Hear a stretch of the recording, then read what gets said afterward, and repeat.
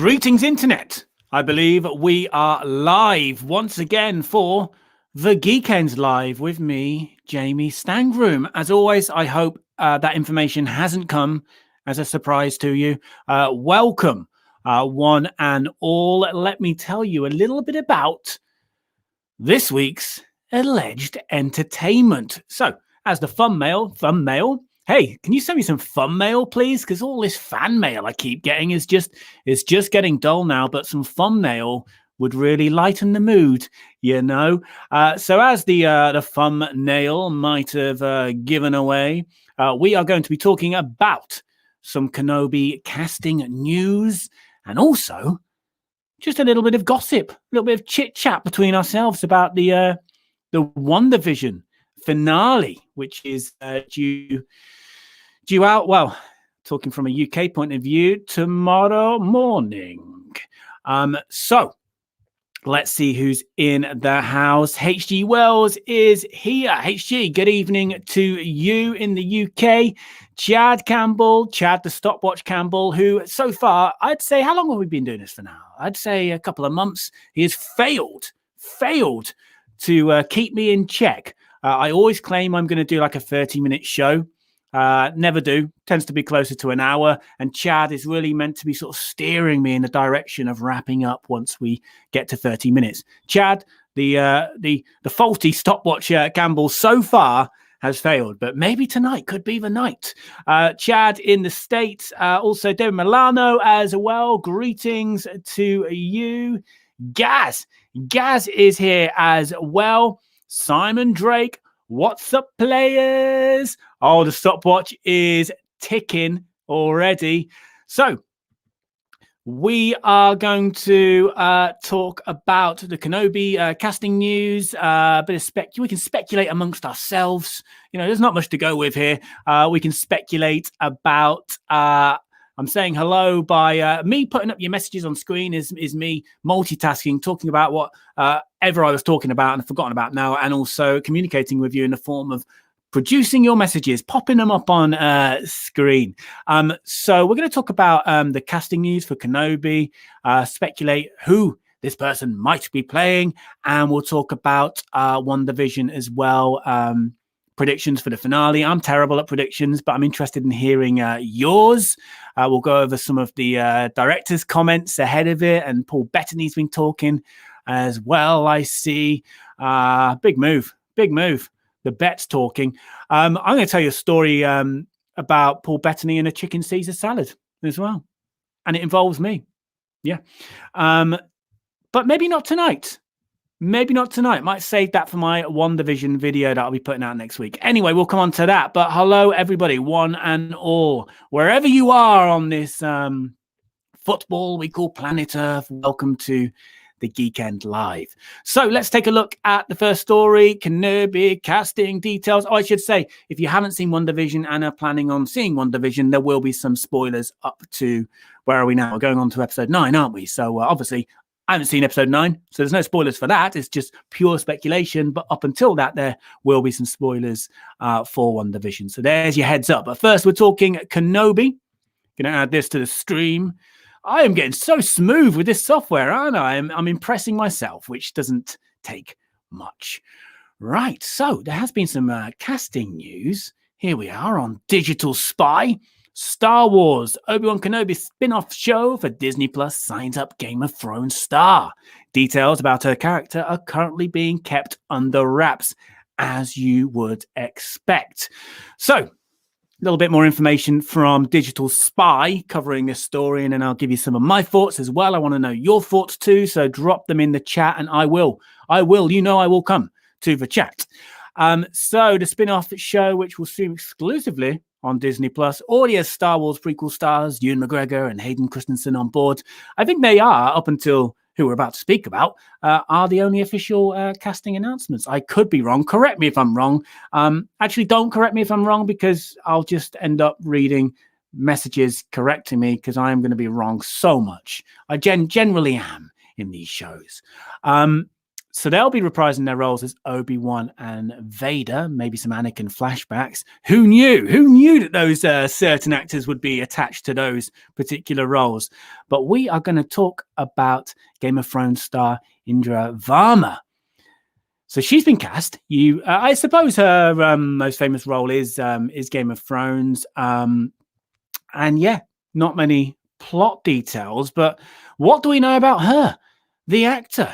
Indra Varma. Well, I've done some research. By research, I mean I've read Wikipedia, and this is what I've learnt about her, and then we can speculate about who she might be playing. She is British born in Bath. Not in a bath, but Bath, the city, in Somerset. Just to be clear, she now lives in London town, and in case you're wondering, she had a spot of the old COVID back in March last year. I'm happy to say she has recovered, hence being cast in this series. So she's got some good antibodies there in her mixture. Whether she's got any midichlorians is another thing, though. So yeah, Game of Thrones. She was Ilaria Sand in seasons 4 to 7. Bit of a Star Wars connection there, because you might know if you've watched Game of Thrones that she was pretty cozy with Pedro Pascal's character. So there's a little Star Wars connection. I didn't know this until I got reminded about her existence, if you like. But I first saw her in Luther, and she was also in a BBC series called Rome as well. A lot of theatre credits, highbrow stuff. An Olivia Award winner, no less. All sorts of things, far too intelligent for me. But she's done a bit. She's got a very impressive resume. So who's she going to play in the Kenobi series? I'm going to say a new character. I can't think of an existing character she could be playing. You tell me what you think. I'm going to say that I think she's a baddie. That's not personal. That's my hunch for her kind of vibe, her role in the Kenobi series. Maybe one of those Inquisitor types, trying to hunt him, which I think would be kind of cool in my fanboy head. Of course, she could be a friend. She could still be an enemy, frenemy. She could be a love interest. I don't know if that's something I want to see in a short season. What is it? 4, 5, 6 episodes, and that's it. Allegedly, that's going to be it. But maybe Obi will need some company for those hot nights on Tatooine. Of course, mind the hand. That would be my advice. Not that I have any experience of lovemaking on Tatooine, or just lovemaking in general. I think she's going to be a baddie. That is just my hunch. The other unknown is how much time Kenobi is going to spend on Tatooine. I'm thinking he's going to need some friends, isn't he? He's going to need some foes. We know we know Vader's going to be involved, maybe some Anakin flashbacks, so he might be, in his mind quite a bit with these flashbacks. But I'm assuming he's not going to spend the whole time on Tatooine. Equally, I don't want him to spend too much time off Tatooine, because, he's got a kid to watch over. After all, he's got to remember those duties. But yeah, a lot of unknowns, really. We are scraping the barrel for Star Wars chat.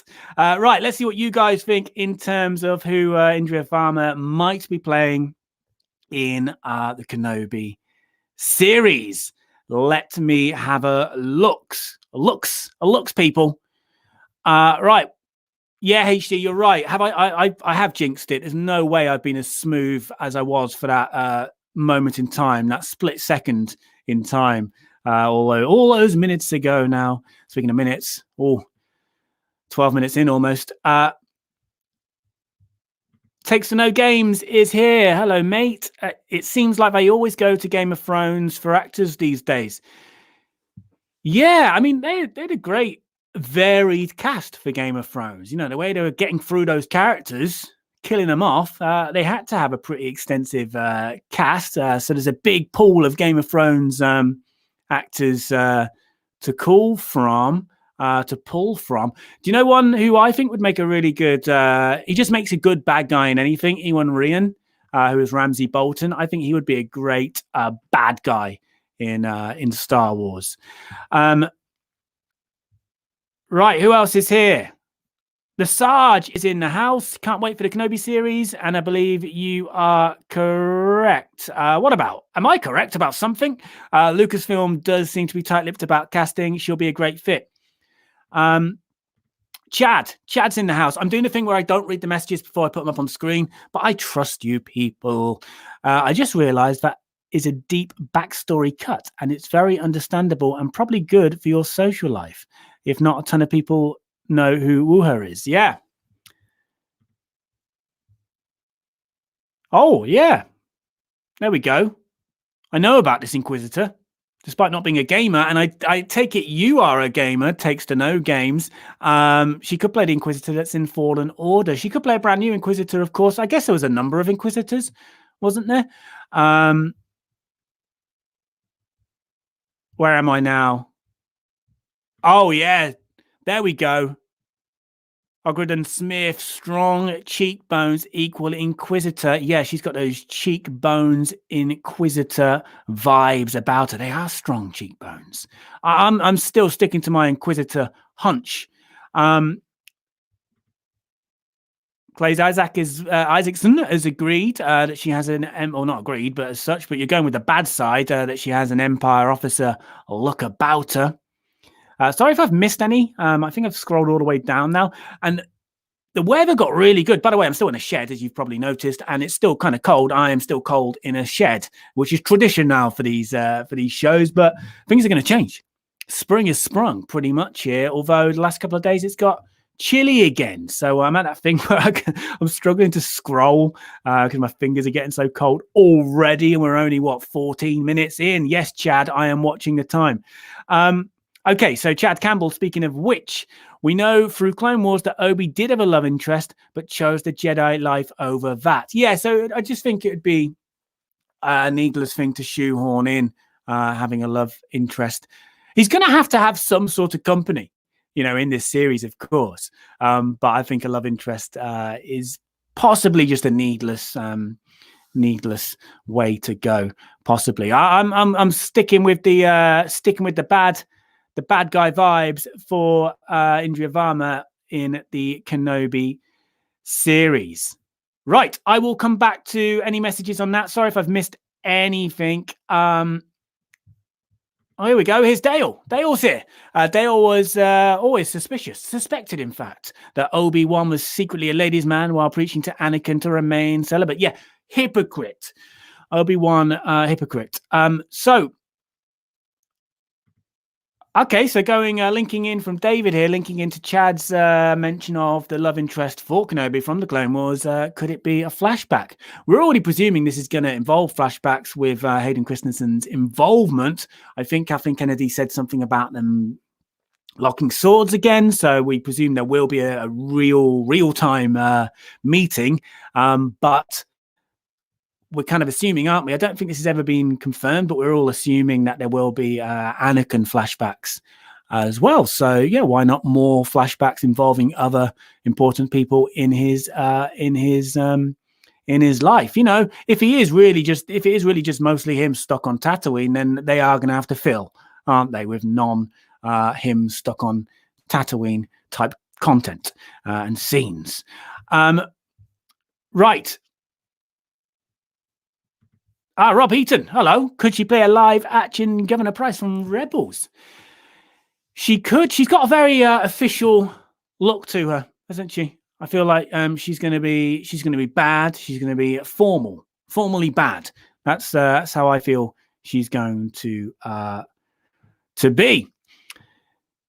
She could also be a droid. Yeah, we can't rule that out. There's got to be a droid, hasn't there? There's got to be a sidekick, I suppose.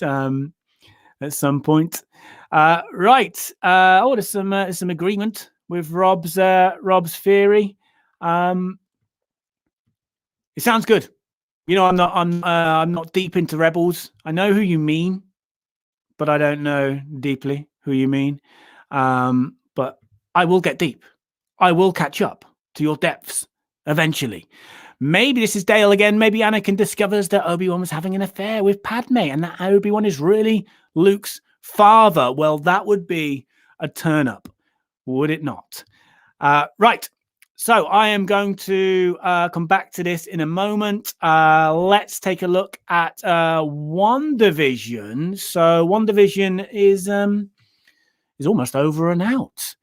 And the director, hang on, this is where the smoothness comes to a grinding halt. I've been so smooth for like 17 minutes, but no more, because now I've got to sort of bundle my way around sharing another screen. You can't like rack up on the software I'm using different screens at the same time. You can do one at a time, which is very, very, very frustrating, because, you know, I'm trying to create an illusion here that I'm very professional and smoothly professional, some might say. Okay, got it.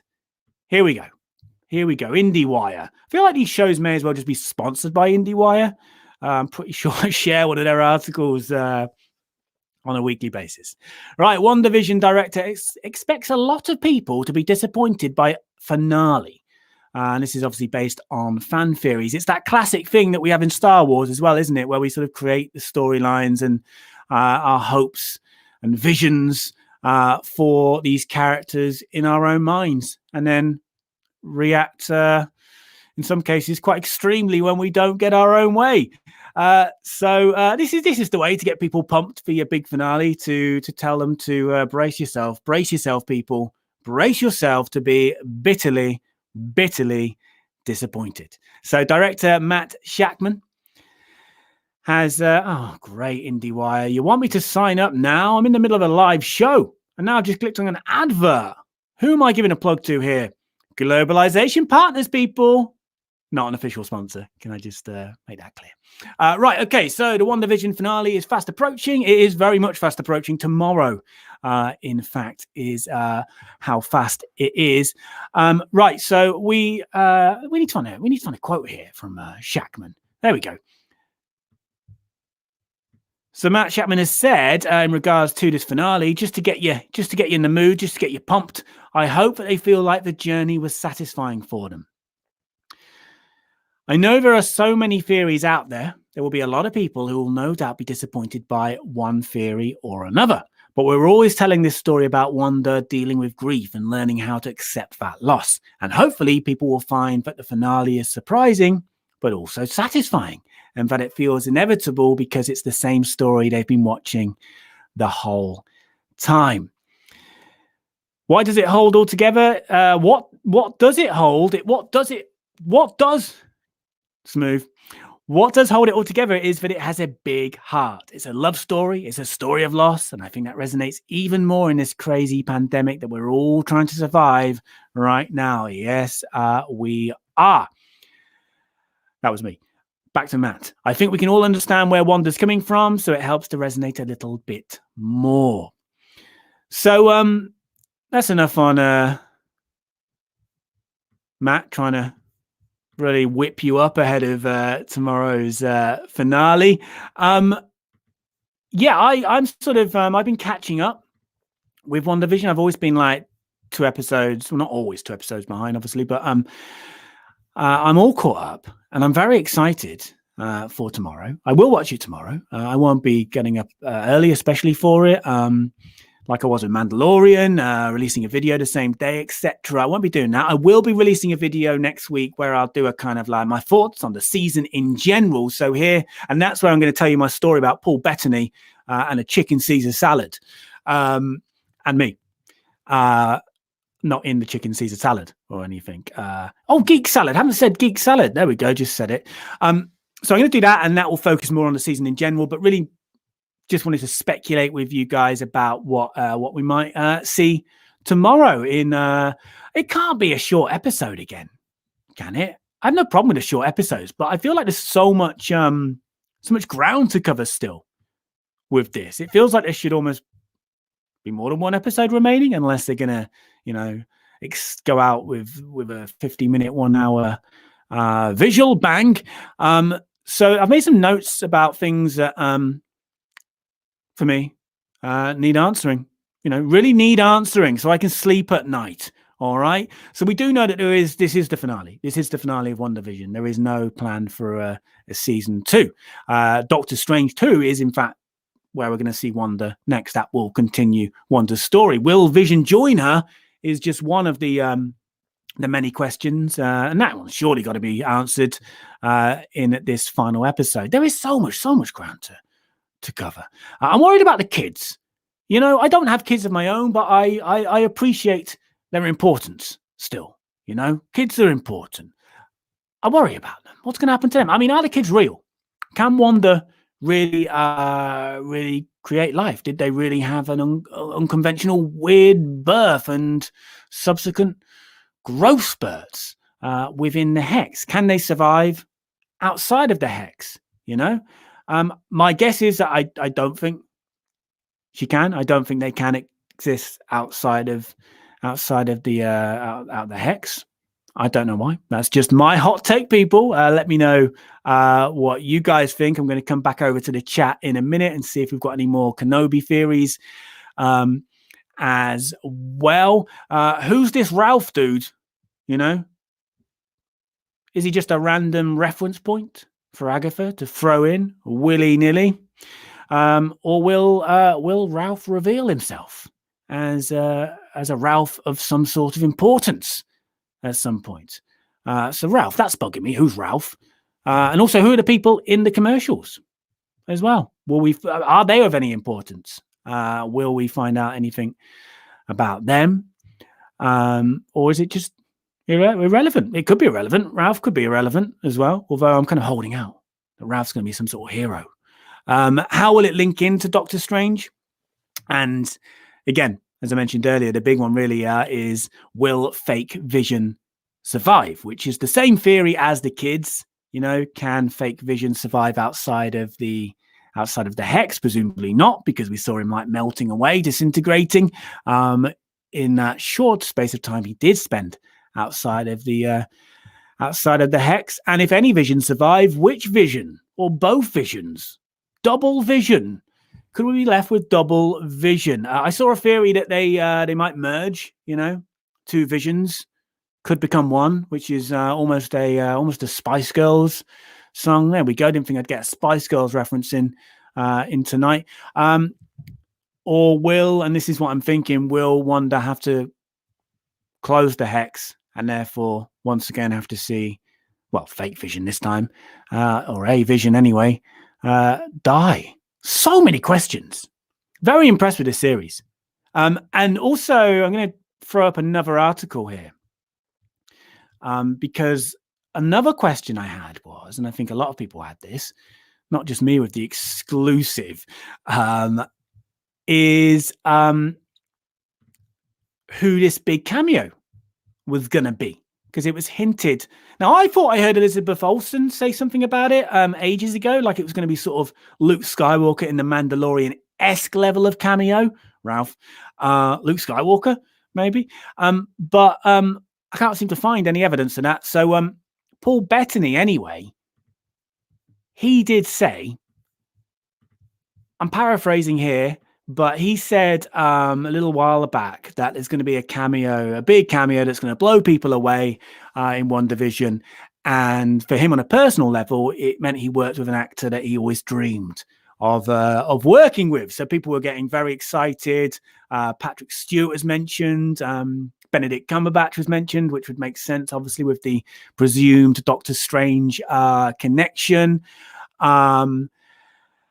And he has, and this was just today, once again, IndieWire, he has admitted to trolling you. He trolled you and me. Paul Bettany trolled WandaVision fans, admits surprise actor he touted is himself. Ha ha, Paul Bettany and your chicken Caesar salad.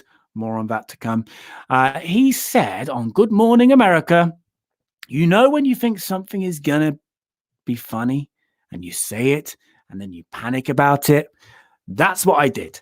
Fans started guessing who it might be. They were guessing people like Benedict Cumberbatch or Patrick Stewart. I was thinking, God, that's a good idea.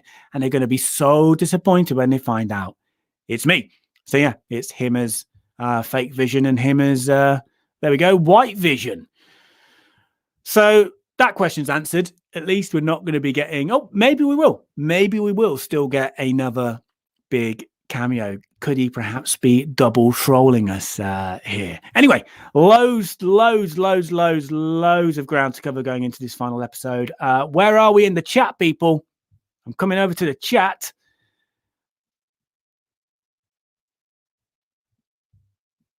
Yeah.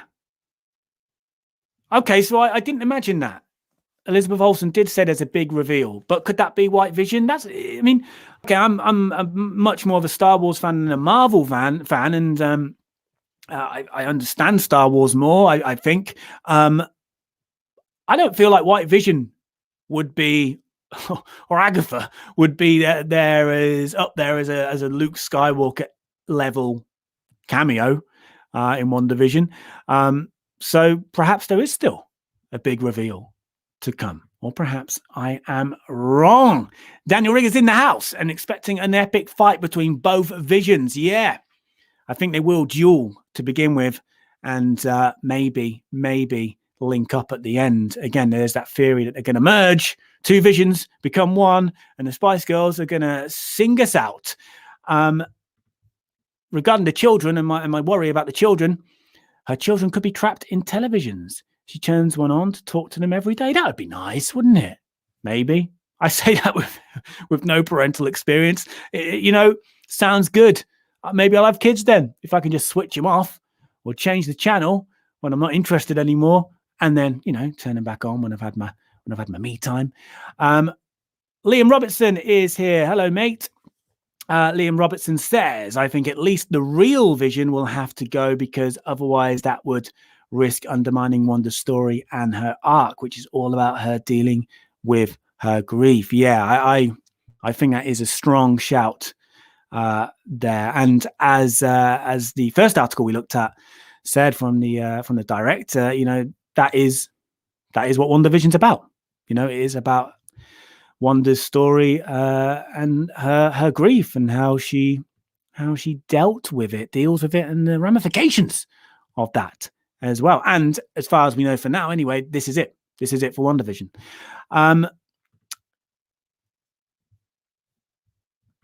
Another one from Liam here. I still think we could get a teaser. Just reading. I've realized I've got to read before I put things on screen, because I always bumble through words. I've got such a small laptop as well. I need to get like a monitor in here as well so I can read this better. I think Paul Bettany is crafty. As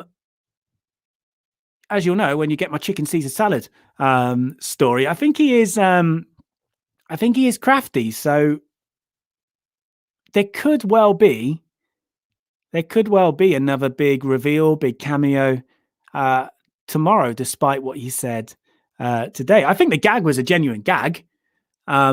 I think it's quite funny, because I don't get big into kind of fan theories and what have you, unless it's Darth Jar Jar. So I think it was a good gag, actually. Whether it's good form to drag it out that long or not is another question. But I think it was a genuine gag. But that doesn't mean there can't be another big cameo reveal. And we go back to Elizabeth Olsen's comments, which I thought I had imagined, but it's been confirmed to me that I hadn't. By Ogden. I'm terrible at pronunciations. I'm sorry. Ogden Smith. I'm good with Smith. Chad Campbell saying 1 minute. I've gone over that minute, haven't I? So if anyone has any more thoughts, let me know.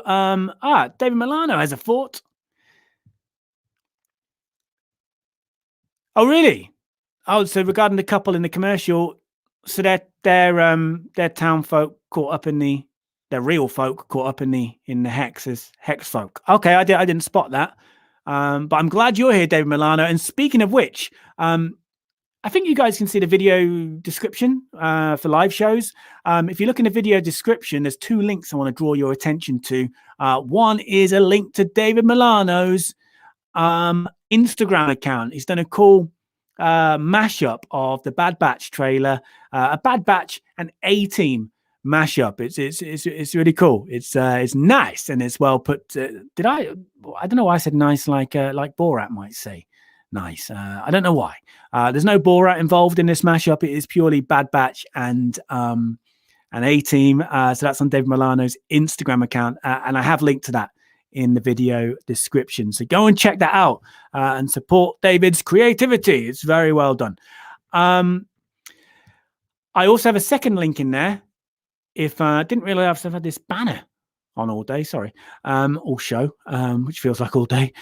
Chad's probably thinking right now as I'm 2 minutes plus over. I've also put a link in for the latest episode of These Are the Actors You're Looking For. If you haven't seen it already, I would appreciate it when you've got the time taking a look with Toby Philpot, one of the original puppeteers from Return of the Jedi. I've gone a bit big with the thumbnail and the title, talking about his disgust for the CGI versions, mostly for that special edition one. But there's some really nice sort of behind the scenes stories, real life stories, tales from Jabba's palace. So it'd be cool if you had time to go and check that out and hit the like button, people, and whatever else I meant to say, watch it all the way through as well for my retention. That's important. And, maybe you don't want to watch it all the way through, and I wouldn't blame you. But, just leave it playing in the background whilst you go and make a cup of tea or coffee or go for a poo-poo or something, or a wee-wee. I'm sorry. Right. What else? What we got going on in the chat? Sorry, I've kept takes to no games. You've got a nice extended cameo, haven't you? I've kept this one on for a while. Peter's here as well. Late. You know how I feel about this punctuality. What have I missed?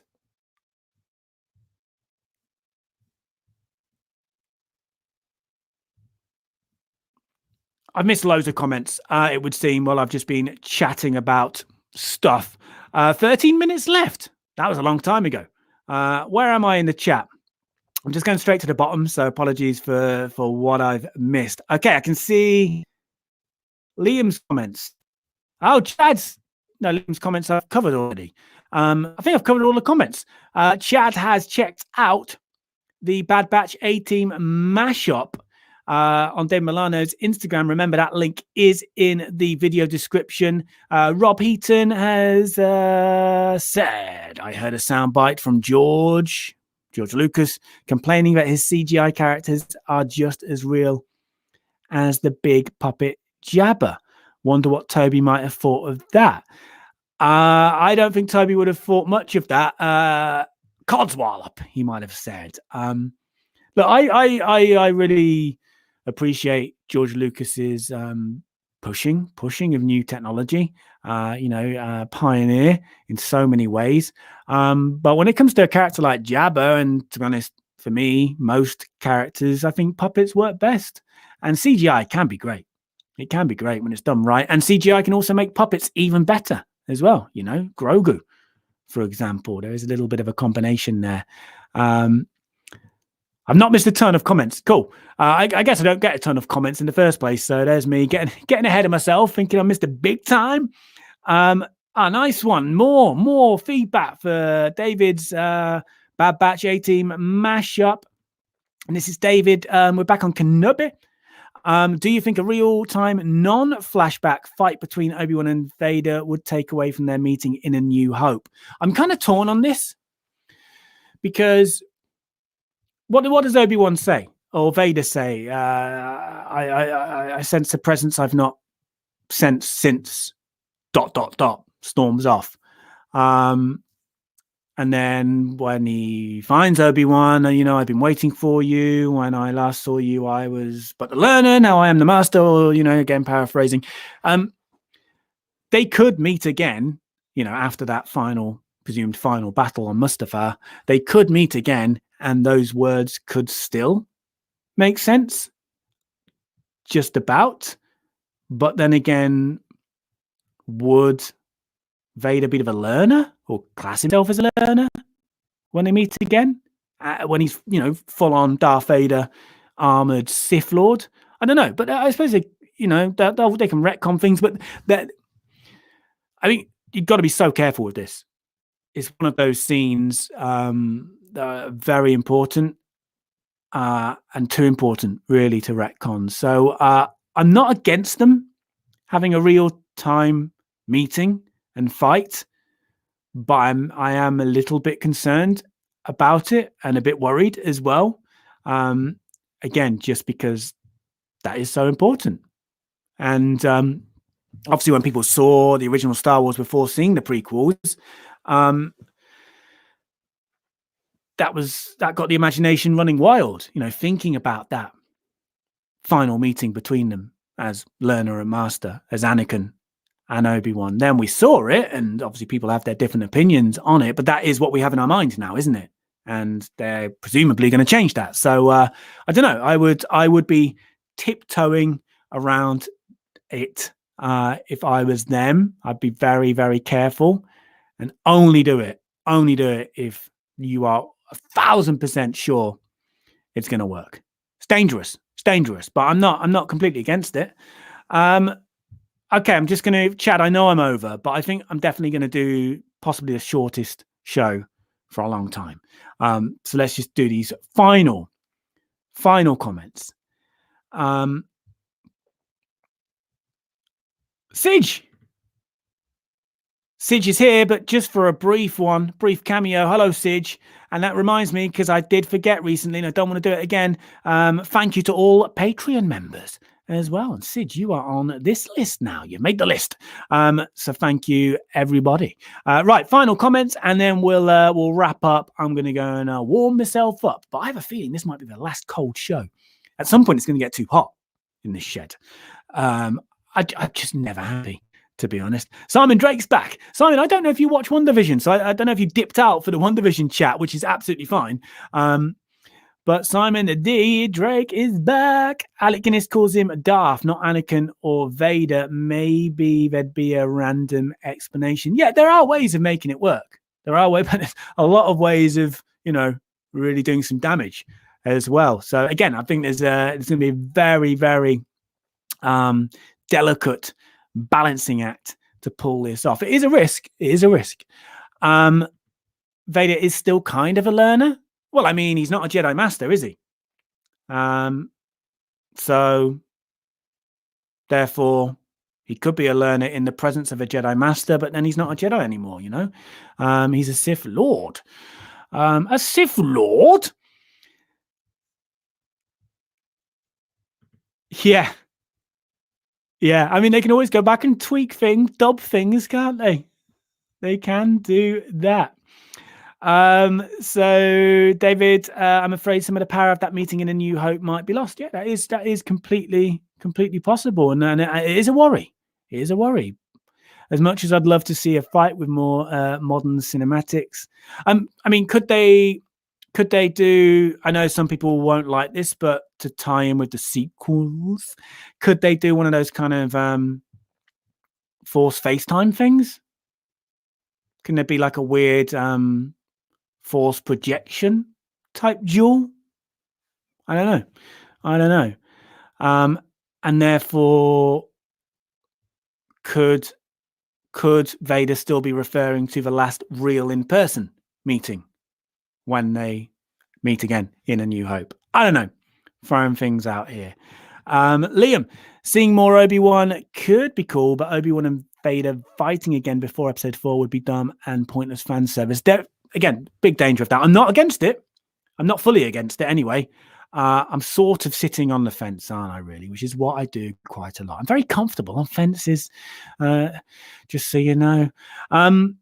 I know that won't be a popular thing, but this nonsense about the sequels had some great moments. Some moments I'm not such a fan of. But I don't buy any of this rebooting the sequels nonsense that gets thrown about. So therefore, and a lot of people won't like it, Disney will be looking at ways to always connect new series existing series. We know The Mandalorian is going to get pretty close to the sequels, with the sequels, with the prequels, and that makes sense because they ain't rebooting any of that. Let's be honest. Chad on the Force FaceTime. The Force FaceTime would probably be the only way to pull it off without offending too many people or ruining some history. Yeah. I mean, I have no problem with them connecting with the sequels. I really do not. I would have a problem if they, destroyed or changed, altered in a bad way, something so important from A New Hope. It's a monumental meeting in A New Hope, and yeah, they could quite easily undermine it. But yeah, maybe my Force FaceTime shouts is a good one. Obi just sitting there in the vision with his shirt off and pants high, or high. Obi-Wan just high. Who knows? I mean, they've got to do something. Can't just be him sitting there twiddling his facial fur in his little kind of desert hut. Right, Simon Drake. There's a deleted scene in A New Hope where they talk about Sith Lords. Hang on a minute. I've got to read this first. There's a deleted scene in A New Hope where they talk about Sith Lords on a Death Star to Moff Tarkin. I'm surprised they never reinstated it to link to the prequels. Is there? Really? You're pulling my leg, Simon. Simon is the master. I am the learner. Simon is the master of behind the scenes stories and just general film knowledge. He is the master. But I don't know if you're pulling my leg here, because I feel like I've seen every deleted scene that there is to see from the originals, and I'm sure Sith wasn't a thing until the prequels. Is he pulling my leg? Okay, takes no games, doesn't mind the whole Force FaceTime kind of thing. T-shirts. Let's get that Force FaceTime on a T-shirt. Yeah, see, I don't know. I don't know what Simon's up to here. I don't know. But I trust Simon. He does have encyclopedic knowledge of film, not just Star Wars, film in general. Dale, Tarkin presumed that Obi-Wan was dead, so if there is a meeting, it would have to be many years before A New Hope. So, correct me if I'm wrong. Shouldn't say that anymore, should I? Watch the chat explode with 2 messages. Is this 5 years before A New Hope? Is that where this is set? No, because unless they're going to really make Ewan McGregor look old, it can't be. It's got to be more than 5 years before. I don't know where I've got that. No, 5 years after Revenge of the Sith. Is that what I'm thinking here? And what's the time difference between Revenge of the Sith and A New Hope? So there could be a good chunk of time. Between a potential new meeting and the meeting in A New Hope. Yeah, I'm sorry, Chad. So Simon Drake has come back. He has responded to our queries regarding this deleted scene involving Vader talking about Sith Lords on the Death Star with the Moff, the Grand Moff of Tarkin. Okay, so it's been said in an interview that it happened, as opposed to the clip being the actual film clip being there. All right, David's come back 8 years after Revenge of the Sith, and 20 years. There's 20 years between A New Hope and Revenge of the Sith. So is that 12 years? 12 years potentially between the Kenobi series and A New Hope. Okay. So there's a lot of... I don't think this will be a 1-season thing. If there's a good reaction to this, if you've got that amount of time, there's no way this is a 1-season thing. However, they can't keep... If they do a second season in the end, they can't have another meeting between Obi and Vader. But then we might have been introduced to some new characters and new dilemmas in Obi-Wan's life on Tatooine. Phillip Hawkins is here. Phillip Hawkins does a very, very good YouTube channel if you like Doctor Who, and I know you do some Marvel stuff as well. Go and take a look at Philip's work. Good work. 5 years before A New Hope is where Rebels is set, and there was an Obi-Wan episode of that. Yeah, because he's pretty old. He's pretty old there, isn't he? He's like pretty much in a kind of, cartoony sort of way. Alec Guinness by then. What else? So would this show be happening concurrent with Solo as far as the timeline goes? I'm not sure I know exactly when Solo takes place. Yeah, I'm not sure I do, to be honest. Someone will. Right, Simon Drake is back. He's back. It's an actual filmed scene, but it's not out there, is it? How have I missed that if it's out there? The actor Don Henderson said it in character. I'm going to have to go away and look at this, and we'll talk about this again next week. I think what I'm seeing from Chad here is, are you getting some grief about your shoddy stopwatch work? You need to do more than just throw in the occasional message in the chat. You got to do more than that, Chad. You need to come round here and tap me on the shoulder. Something. Wearing a mask, though, of course, because, saying that, don't touch me. Don't touch me. I know you're vaccinated, Chad. I know you're vaccinated, but I'm not yet. So don't touch me. Just don't touch me.